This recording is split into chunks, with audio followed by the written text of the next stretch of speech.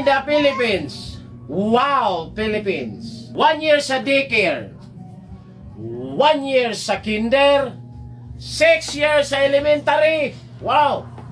4 years sa high school. Wow. 2 years sa K-12. Wow. 4 years sa college. Wow. Total 18 years schooling.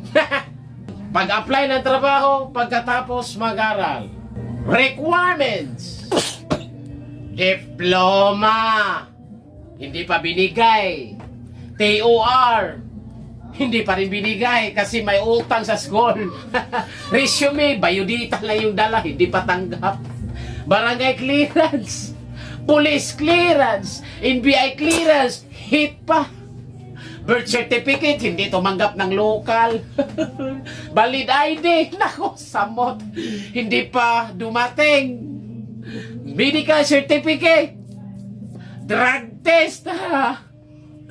SSS number. PhilHealth number. Pag-ibig number. BIR number. Aming pang number. With work experience. Kaka-graduate pa nga lang with work experience. Tapos may pahabol pa. With pleasing personality. Nako, paano pagpangit ka? Hindi naman tayo Piolo Pascual. Sweldo. 435 minimum wage earner Cebu. Cebu reta. South Korea.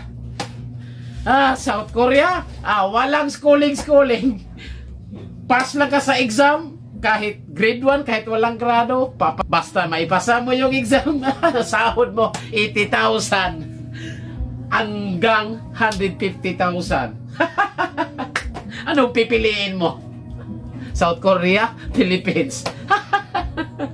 South Korea na lang tayo, mag-review na lang tayo. Hichime kokoro, hanyo chono chono, nisumnida. South Korea.